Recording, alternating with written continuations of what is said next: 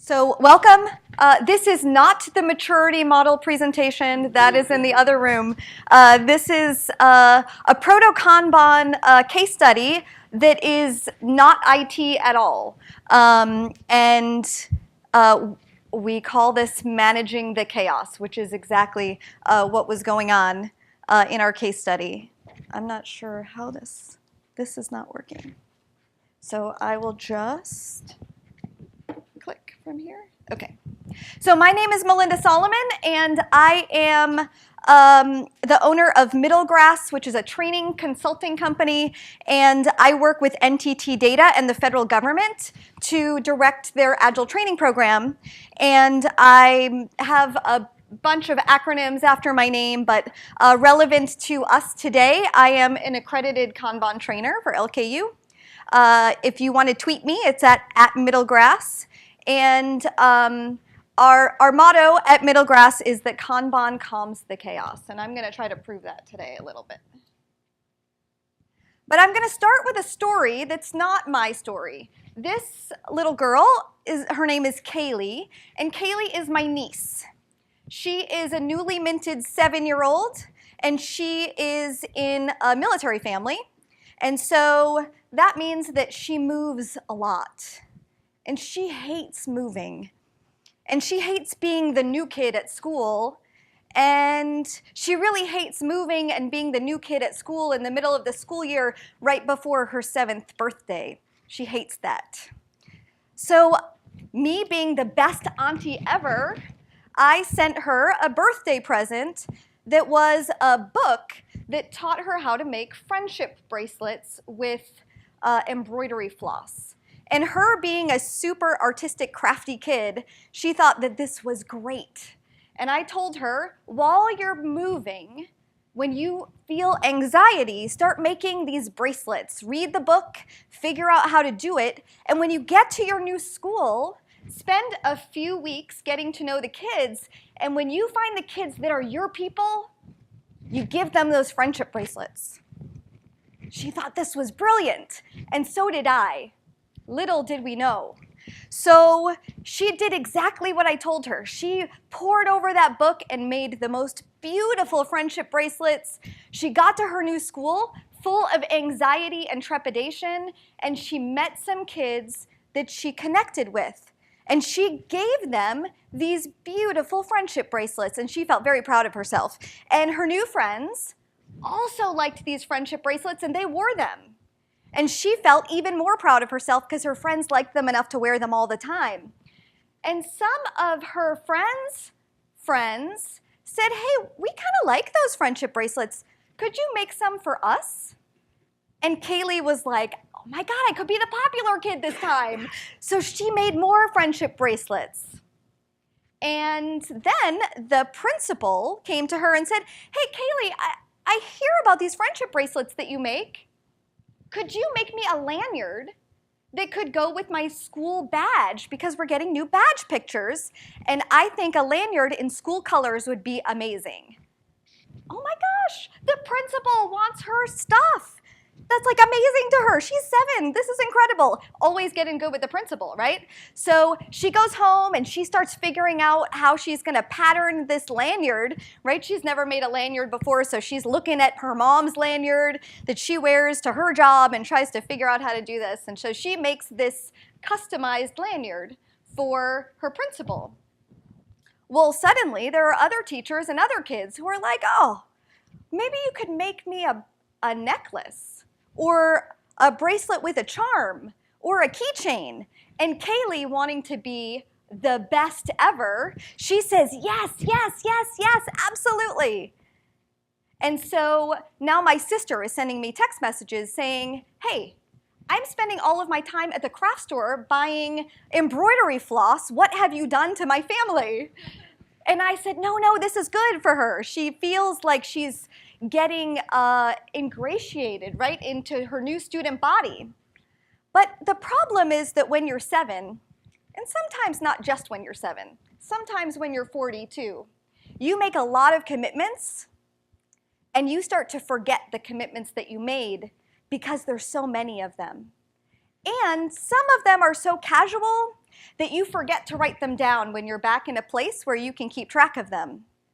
And sometimes they're from peripheral people who don't really understand your skill set, but you think it could be a good idea, so you agree to do it anyway, even though it's a little bit different than the product that you usually make.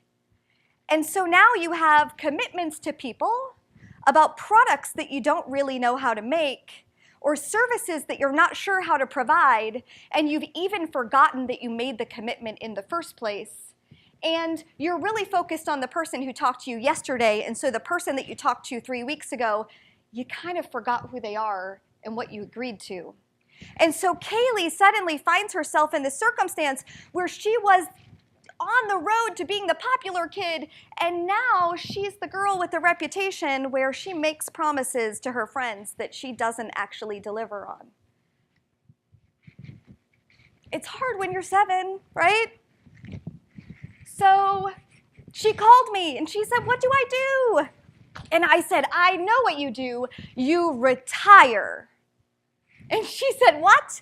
And I said, "You're not making money on these things. This is just your time. Stop while your reputation is the way it is, and you become good friends because you're a good friend, and not because you make good friendship bracelets." And so she immediately retired, and the story ends positively, and she's very happy in her new school.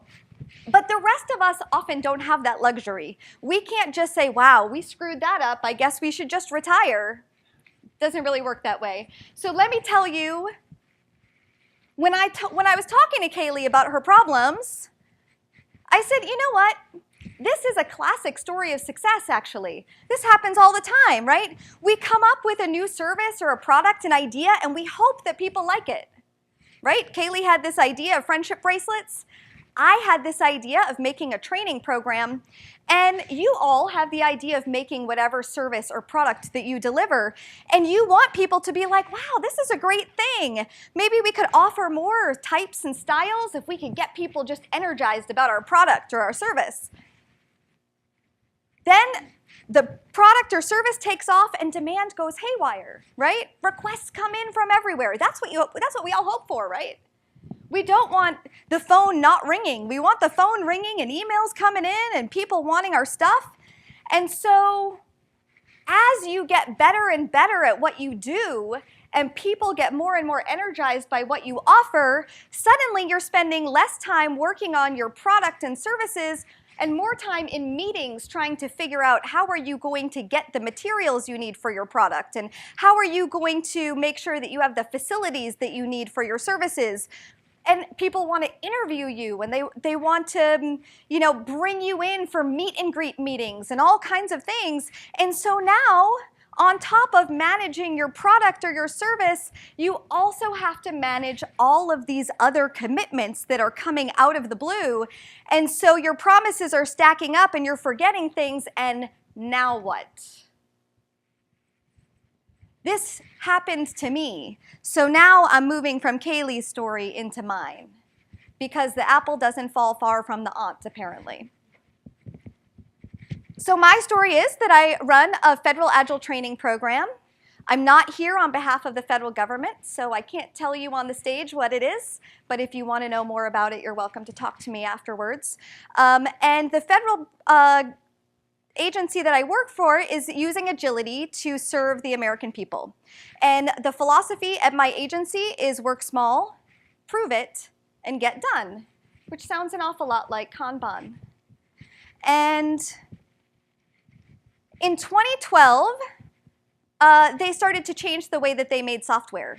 And some of you in the room may be like, "Well, wait a second. I came to this presentation because this was not about software development." It is not. It just starts in the IT department, because that's how things start sometimes. And so in 2012, they hired me and said, "Hey, we are developing a new training program, and we know that that's what your company does.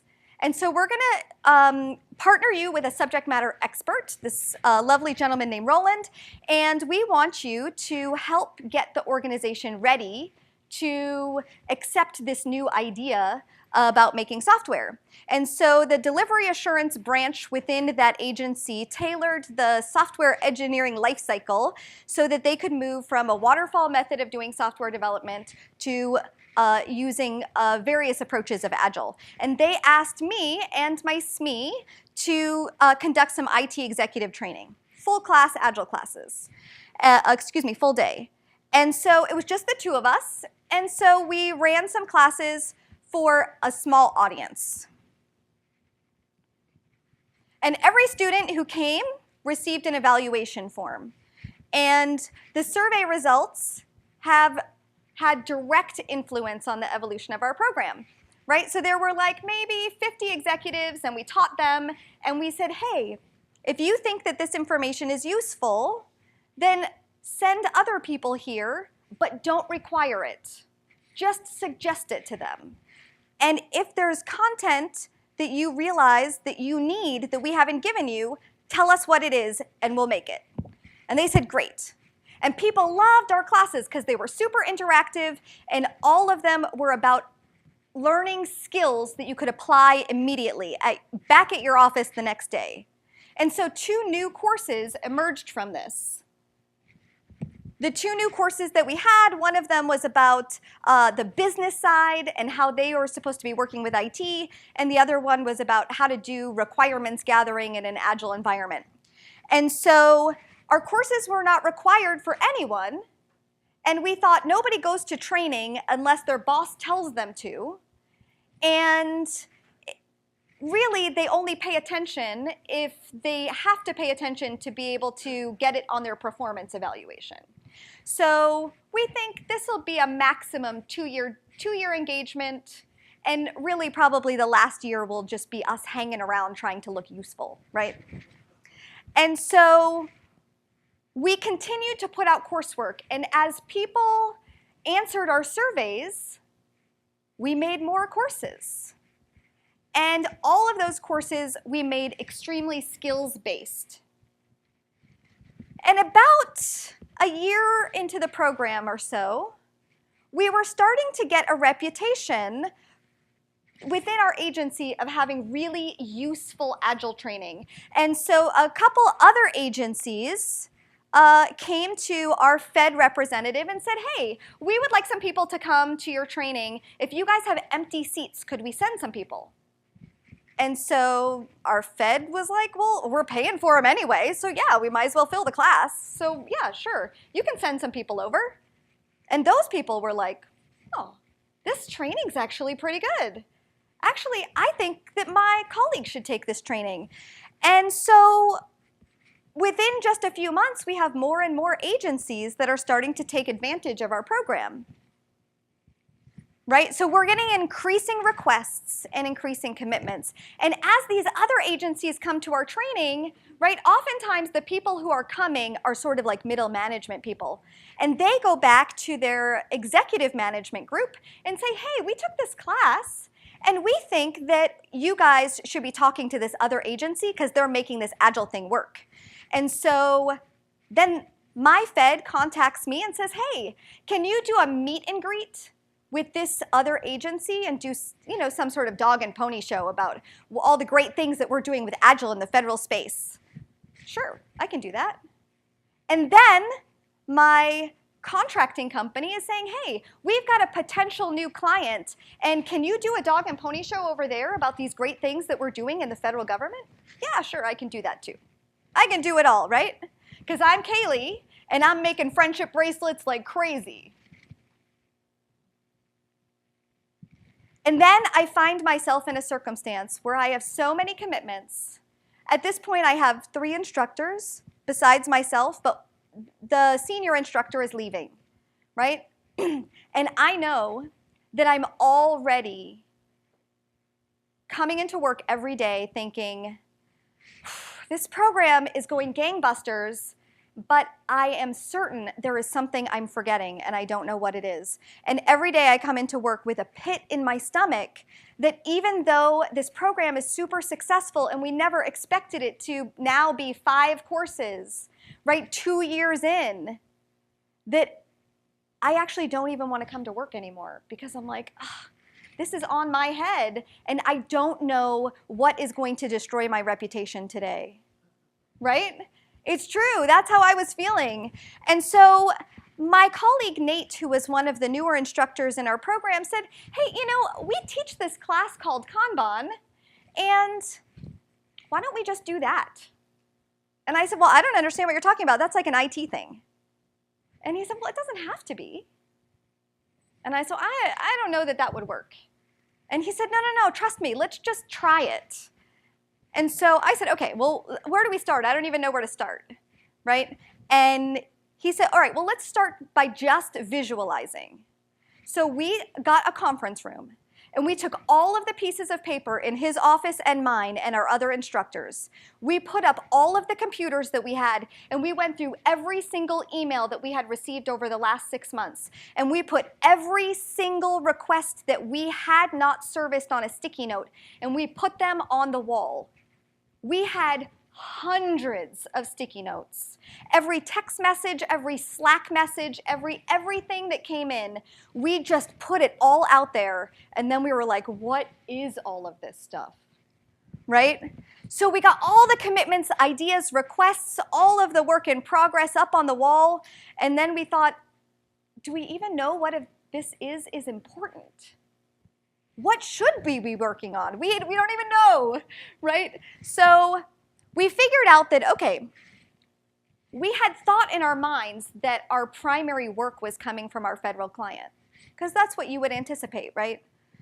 But that's not really true. A lot of the work that was coming our way was from student evals, right? Student evals are telling us, hey, you told us this thing, but actually the agency has become a little bit more mature, and that's not really true anymore. Oh, we need to update that content, right? Agency outreach. We're getting other agencies saying, hey, please come and do a meet and greet with your Fed and our Fed. And okay, well, so that's work requests coming not from our federal client, but from other federal agencies. And our contract manager, as this program is getting really successful and has notoriety, now our contract management is saying, hey, there's an RFP. Can you write an abstract for this response, for this proposal, right? Those things are miserable, just telling you that. So then we figured out, okay, so now we know where our work is coming from. And what major types of work do we really have? Well, we have new courses to be developed because our organization is constantly maturing. And so we always have to be providing more advanced content as people get better and better at their agile practice. But we also have people coming from other agencies who are still taking that Agile 101 class that we started now at this point like 3 years ago, right? And so we have to make new courses. We have regularly scheduled class offerings. We have these agency briefings. We have course content updates. Now, because we work for the federal government, all of our content has to be accessibility compliant, right? We were just talking about that in the other room. I thought that was perfect segue to this. So we have to make sure that we comply with the American with Disabilities Act. So that means that all of our course content has to be consumed by anyone with any type of disability. And increasingly, we have people who are interested in taking our courses from other locations outside of the DC metro area, which means that we need to be able to give a good remote experience for these people because the federal government is no longer approving travel, right, because the budget constraints and what have you. So people can't travel to come to our classes. We have to be able to provide them with content in a robust way, even though we're doing hands-on activities in the room, right? So that takes work. And our biggest category of work overall, without a doubt, unplanned work. All that stuff that just blindsides us on the daily. So, okay, we got all of these stickies, and we had to figure out what to do with them. So we came up with 3 boards, because we really did have 3 really distinct items. The first one was courses, new courses, right? Those are big activities. We have full-day courses. It takes us maybe 2 or 3 months to make them. So, and I'll walk through each one of these boards one by one. So we made this new opportunities board. That's board number 1. And I'm going to talk about these for a little while. Board number 2 is our upcoming classes, right? Those are fixed date delivery items. We schedule our classes out 4 or 5 months out in advance, right? And those we cannot push off just because we have a high WIP, right? Because that's career limiting, because that's our bread and butter. If we schedule a class, we need to run it because we have students who are going to be attending. And then we have sort of this other work, catch-all, all this random stuff that needs to be done. And notice that board number 2 and board number 3 both have 2 swim lanes. One is for our federal client. We have this very unfortunate name for our contract called QUATS. Sounds like an illness or something, I'm not sure. And then other stuff that's being asked of us coming from other places. So our new opportunities board, those are really big. And so it would take a really long time for us to see completion of those things. So we decided, okay, well, we'll just create a legend in the part that says opportunities, and then we'll identify what is the next step for each one of those things. And the next step items should be no longer than 1 week to accomplish. So hopefully by the end of the week, that item can be moved to done. Now we always have blocked items, and so we put a parking lot for blocked items. And so notice that the one on the upper left corner that says move intro to Kanban to a specific template that we were required to use has a whole bunch of hash marks on it. And that's because every week that that item stays on the board, it gets a hash mark to indicate that, oh wait, this thing has sunk cost and we probably should work on that. And yeah, that's got a lot of hashtags on it. So we're still a work in progress for sure. So our upcoming classes board, right, these are all fixed date delivery items, and we track classes about 6 weeks from the current date, right? We have 4 columns. We have the classes that are upcoming within the next 6 weeks. We have a prepare for the class and deliver the content column. We have a post-class activities column, and we have a done column. And again, we've got the 2 swim lanes. And so an example for something that wouldn't be for our Fed client is the LKU classes that we teach on the weekends. So notice that the ticket design for this fixed date delivery has a whole bunch of non-sequential activities. And so we have indicated that these items need to be done with just a really simple, low-tech circle sticker situation. So the left-hand one is all of the stuff that needs to be done to prepare for a class, right? We have to communicate with our registrants, print materials, make sure we have an evals and a sign-in sheet and gather supplies. And if we need a guest speaker, we need to reach out to them. Those things can be done in any order, and any of our staff members can do them. So if the circle sticker isn't there, then just go ahead and do it and then stick the circle sticker on there, right? After class, we need to make sure that we've held a retrospective, that if there was a problem with the facility, that we've put in a ticket to get it resolved, that we've reported our accomplishment up to upper management and to our Fed lead, and that we have put this learning completion into the learning management system, right? Those kinds of things need to be done. But again, they can happen in any order and anyone can do them. They just need to report that it's been done. And I don't want them all talking to me about it. No, just put the circle sticker on the wall and everybody knows that it's done. And then we have the majority of our work, which is just this catch-all, other stuff that needs to be done. We didn't have this board initially. Initially, we just had the two other boards. But then we always wondered, how come it took so long for things to get done? What are we doing all day? This is what we're doing all day, all this other stuff that needs to be done. And so we figured out all of these things, and we identified that there are actually 10 categories of work that we do.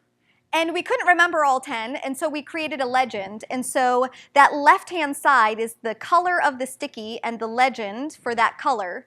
Then we have a backlog of items. We have an in-progress column, again, a blocked column, because blocked items just happen, and we have a done column. So these are the 3 boards that we use on a regular basis. And we put them up on the wall, and so for the first 6 months, all we did was visualize. We didn't limit any work in progress. We didn't do any complicated Kanban stuff. All we did was put everything up on the wall. Mostly because a lot of the time our instructors were doing things that we didn't know about, not because they were hiding work, but just because somebody asked them in the hallway to work on something and they agreed to do it and they were just, being helpful. But those being helpful things took capacity and we didn't know that. So we spent 6 months just being really honest. Every day saying, is this really what you're working on? If it's not, that's okay. But put a sticky up that shows what you are working on. Because if we don't know about it, we can't take some of the overburden off of you, right? I, as a manager, can't manage all of the pressure being put on them if I don't know that it's happening, right? So then once we got really good at visualizing stuff, we started limiting WIP. Oh, the other thing I want to say about visualizing is that when I first started working where I work now, doing this stuff, there was a policy in my office that you could not put anything on the walls ever, because that was utterly unprofessional. And so I once put up a paper, a flyer about one of our classes, and the facilities manager came over and ripped it down, and she put it in my office and said, "Don't you know the rules?"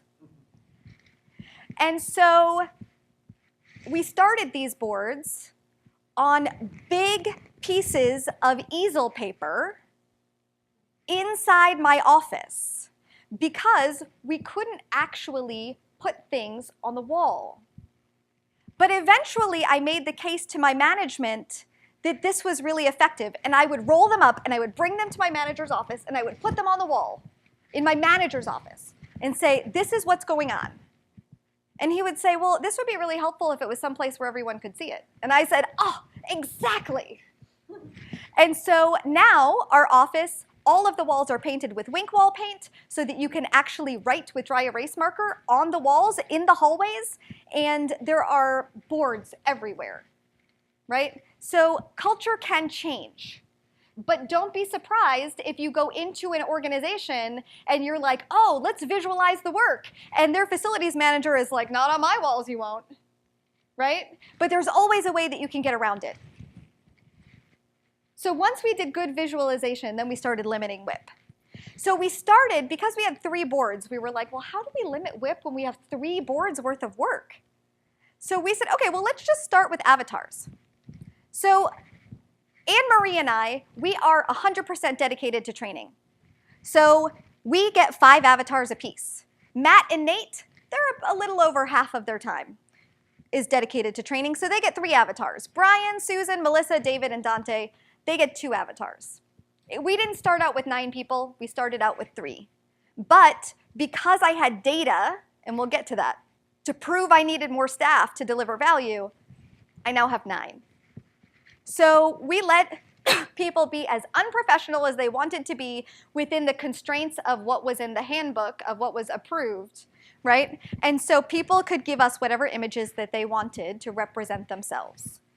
And so we created these avatars. And so the initial WIP limit rule was you cannot exceed the number of avatars that you have, and you have to be honest about what you're working on. And so if you're out of avatars and you want to claim something, you either need to finish something or be honest that you're not actually going to work on it.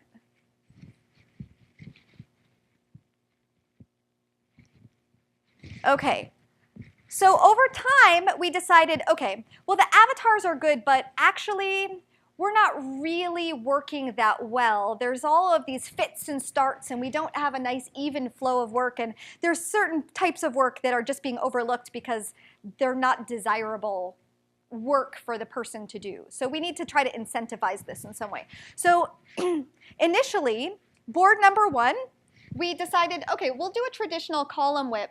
So here, in the next step, we can have 6 items in play, but we try actually not to maximize our WIP.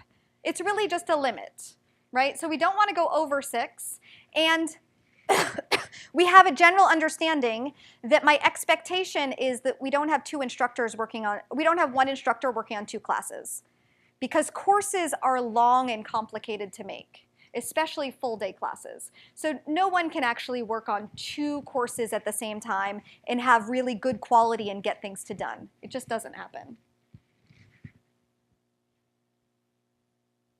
And then for board number 2, right, this is the board of the class offerings that we have. So board number 2, because these are fixed date delivery items, and it would be career limiting for us to not run something that's on our schedule if we have students, this we just limit by time. Items that are in the past and items that are coming up within the next 6 weeks exist on this board. And we just try to be super vigilant that if we get a bunch of stuff stacked up in the post-class activities, that we really need to start focusing on getting that stuff done.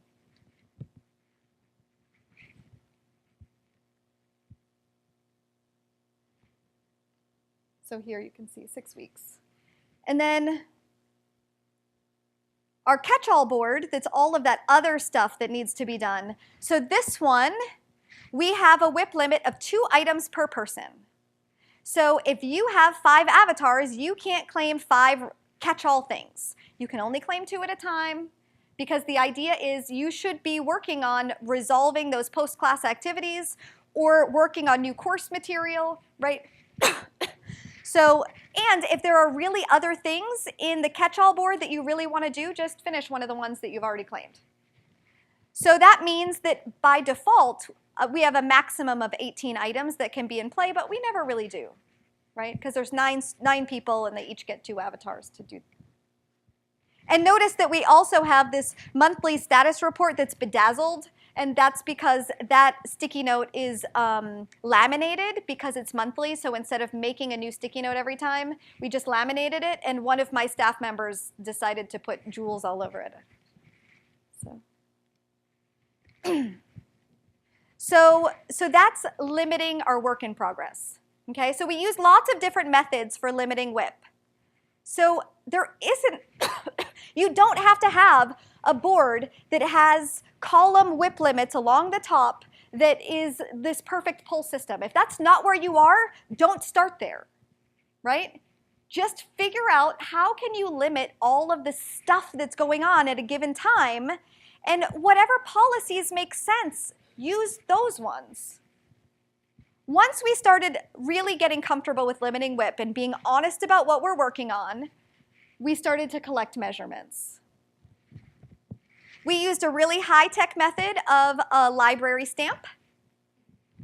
And all items get stamped when the request is identified. As soon as someone says, hey, I'm working on this, or did you see that email come in, or I got a text message from so-and-so, that item gets a sticky note and it gets a stamp. All done stickies are removed at the end of the month. And I then put them into my metrics graphs, and I'll show you those in a little bit. Monthly metrics are published on our group Slack channel. So we don't have a co-located team. I do not have an electronic board. I have a bunch of boards on a wall with a facilities manager who has come around, and I have just a whole bunch of stuff that's up in the hallway. And so every Wednesday and every Friday, I take pictures of the wall. Unless someone emails or sends me a text message and says, hey, can I see the wall? I just need to check something. We post pictures on Slack. And the people who are not physically located look at the pictures on Slack. And if they have finished something, they send someone a message or they post on Slack and say, hey, can you move that sticky to done if you're in the office? And usually there's somebody in the office every day, not always the same person. And then all of that data is used at the retrospective, and we have regular retrospectives on the program to make sure that we're making good decisions.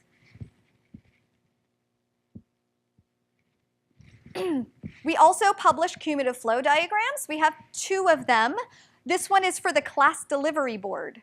So this is what helped us identify that we actually needed to have 6 weeks of commitments on the board, because what we were doing was we would fill up, right, because we have a schedule for 4 or 5 months out. And we can't fit all of those classes in that little space. So we would just fill it up with like 6 or 7 items, and then when it ended up empty, we would just make new stickies and stick them up there. But it created sort of this fits and starts kind of view on our cumulative flow diagram that made it seem like we didn't have like a good continuous flow of work, which wasn't accurate.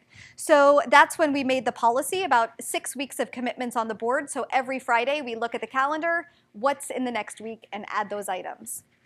And then we discovered that a lot of the time our post-class activities were happening so fast that they didn't even show up, because every time we took the metrics, that column was empty, because as soon as the class happened, our admin staff that were responsible for those items just swarmed on it and got them done. So that was great. And then we also had a cumulative flow diagram of sort of this other work that needs doing. And so my primary goal for that was to make sure that the backlog of stuff that's coming in, the requests, the slope is not exceeding our slope of delivery, of being able to get these things done.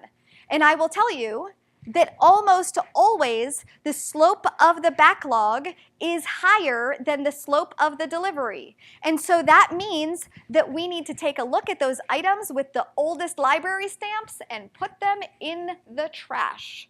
And we do. Every month, we take a look at the cumulative flow, we figure out about how many extra items have come in, we look at the oldest stickies, and we send a message to our Fed lead, and we say, these are the things we have decided not to commit to. Most of them are about 3 months old. We have about 3 months of backlog things, and we say, if this thing is really important to you, please tell us it's the #1 priority. If it is not the #1 priority, we're choosing not to commit to it because we've determined that these other things are a higher priority. And we haven't had capacity to work on it in 3 months, which means that it probably isn't that important. Now, initially, I will say that our Fed was like, well, wait a second. Can we have a conference call about this? And I said, absolutely, let's have a conference call about this. And so we just talked it over, and I said, hey, these things have been around for 3 months. We don't have time to do them, and these are the things that we think are more important to you that deliver more value. If you disagree, we're happy to discuss this. And the reality is that we were right. And when we're wrong, we just make the swap and say, okay, well then this thing, so this other thing doesn't actually make sense to keep. But we always discard. Every month, we discard commitments that we decide we actually don't have capacity to do. Because it's much better. Bad news doesn't get better with age. So tell people that you can't do something now, because they'll be much happier that you were honest with them than that you strung them along for 6 months and then couldn't actually deliver. If our blockers get overwhelming, because we don't have blockers on our WIP, right? So we could easily game that system and have a whole bunch of items stuck and blocked, and then we'd get this big bubble of blocked items. So we just always verify that we don't have too many blocked items, that column's not getting too big. At the end of every month, when I grab all those stickies from those multiple different categories, thank you, we put them on a graph to identify about how many items are we working on in each category, and is that really the best allocation of our time? Are we making the best choices? Notice that at the beginning, the first few months on this graph, that the purple, I acknowledge right now that perhaps this graph is not as it should be. I learned something. So the purple at the bottom is our course-generated updates. Those are the things that students told us that we should change in their evals. That is the most important type of work that we do. But it's not the work that upper management really cares about. But it's the work that makes our students recommend these classes to other students. So for a while, we weren't doing a lot of those purple stickies that were representing course-generated updates. We were working on a bunch of other stuff. And so we use this information to change our behavior, and I'll show you that in just a second. So we also take other measurements. Every Friday at our Friday meeting, we discuss how are we doing. This is all emotive. So one of the things that I've learned from being an Agile trainer is not anything about IT, but actually just about the way people do work. And the State of DevOps report shows that there's a direct correlation of the success of a program and people's satisfaction in their jobs. And so we decided, well, let's ask our staff every week if they feel satisfied with the work that they're doing. And so we parsed it into 3 different categories. Preparing for a class and then finishing out that class with all of the activities, all those little round stickers that we put on the class stickies. How do we feel about that work? Do we feel like we did a good job? Or do we feel like we overcommitted? Do we feel like we have blockers? Do we feel like there's a problem? So we rate ourselves from 1 to 10. How do we feel?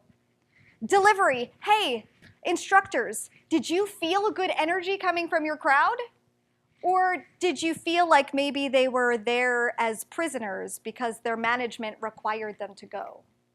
We don't ever want prisoners in our classes because they just bring down the energy, right? So if we feel like people are prisoners, then we reach out to find out, were you actually a prisoner? Did you want to be there? Or was our content just made you feel like a prisoner? And if that's the case, then that's a big problem, right? So we asked the instructors, how did you feel about the energy in the room? And then we have a commitments discussion. How do we feel about the amount of commitments that we've made and if we're really able to achieve them?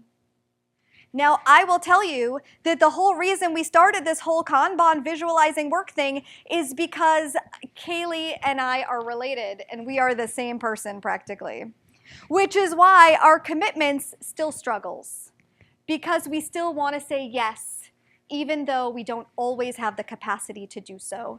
And so I find that our commitments has a tendency to be like a sine wave, right? We really buckle down and start telling people no, and then we start doing really well and we get super confident and we're like, oh, we can handle this, and then we way overcommit. And then we feel really bad. And then we start saying no a whole bunch again. So that's something that we're trying to work on now. Now, blockers. Let's talk a little bit about blockers. So I had a whole bunch of blockers. So actually, again, a visual that could probably be improved if I give this presentation again. At the bottom, this is an old iteration of our those individual class offerings. And notice that finish post-class activities is full.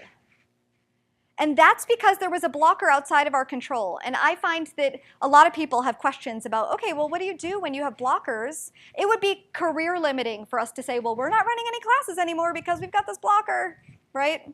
Because this is our cash cow, our bread and butter is running these classes. And so what happened here is that our Fed changed vendors for their learning management system where we report completion data. And so because they changed vendors, the parent agency had a policy that they made sort of blindly that contractors cannot have access to input data into the learning management system. Only federal staff had access to that. But my Fed staff did not have the capacity to do this. Now, our contractors, we had capacity to do it, but we didn't have the permission, so we couldn't do it. So I raised this problem to my Fed, and my Fed said, oh, well, yeah, that's above my pay grade. There's really nothing I can do. And I said, okay, well, would you like us to remove it from the SOP? Thank you. And he was like, oh, well, I don't want you to remove it from the SOP.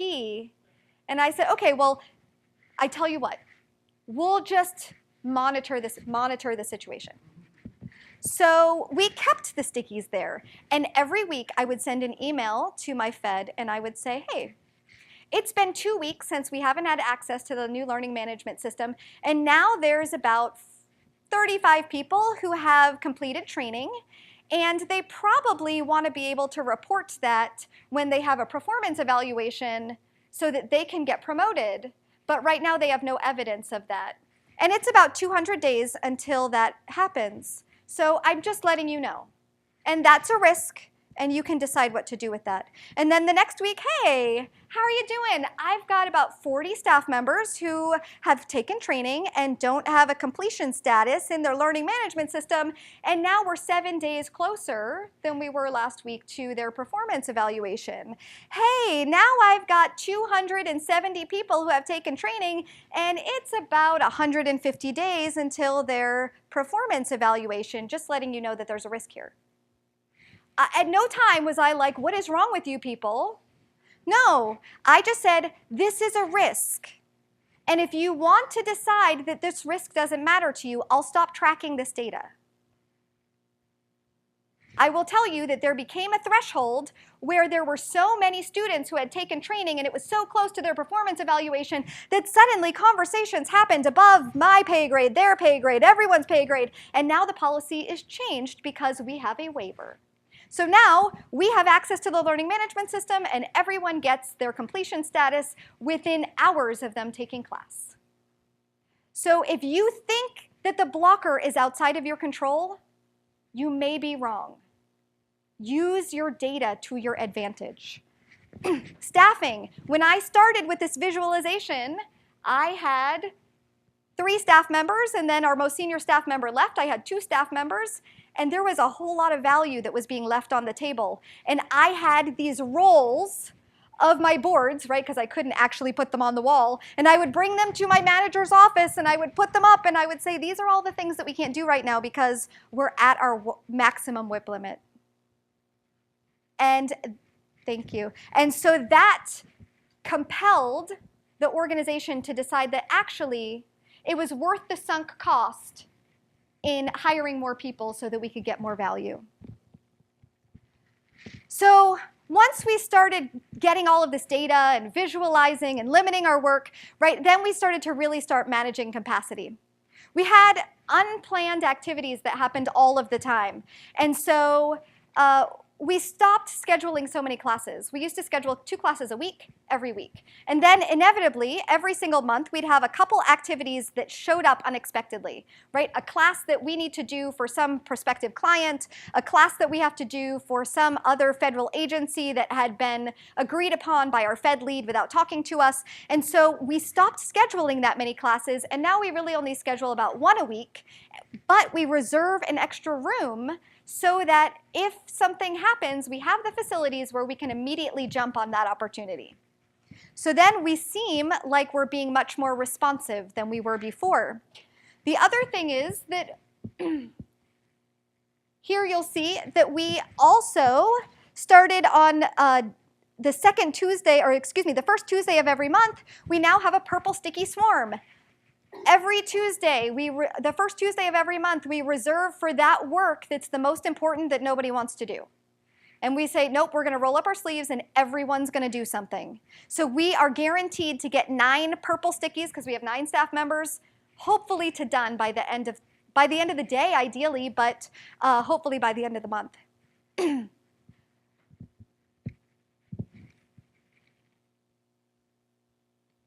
We also started taking student retention and satisfaction metrics and posting them on the wall. We have some students who register and don't come, but most students are highly satisfied, so why don't they come, right? So we started increasing our touch points with students so that we can start to figure out if increasing those touch points at certain times will help them to stay committed to the class and not overbook themselves. So where are we now? We have 15 courses, 9 staff members. We've trained 3,618 federal employees and contractors. We have about 30 agencies participating in our training. We now also do coaching for non-IT departments because our Fed was so impressed with the way that we were able to visualize non-IT work. And we have a really good, authentic prioritization about what is actually valuable and what's not. So the takeaways from this, if you're doing knowledge work that's not IT, visualize the work. Get all the work visible, identify sources of that work, and recognize different workflows. Do not feel like you have to have one board. Limit your work in progress. You don't have to use one way of limiting your work. Limit it by column, by avatar, by time, whatever makes sense. Measure how many things are coming in and how many things get done, and what's the delta between them? How long does each item take to accomplish? What are the constraints? Is it personnel? Can you prove that you can deliver more value if you can sink cost into personnel? Is it resources? Hey, I don't have access to the learning management system, and here's my data. Policies. How do you prioritize?